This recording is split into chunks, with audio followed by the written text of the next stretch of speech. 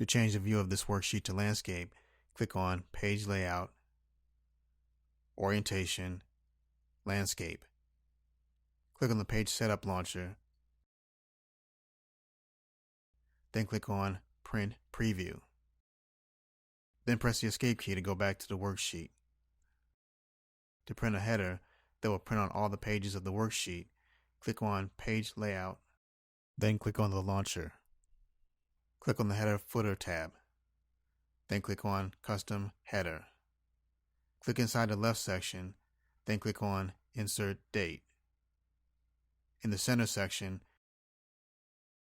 click on Insert File Name. In the right section, click on Insert Page Number. Click OK, then click on Print Preview.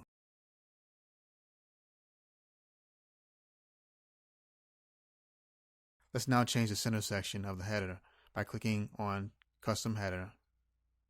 Delete what's in the center section, then click on Insert Sheet Name.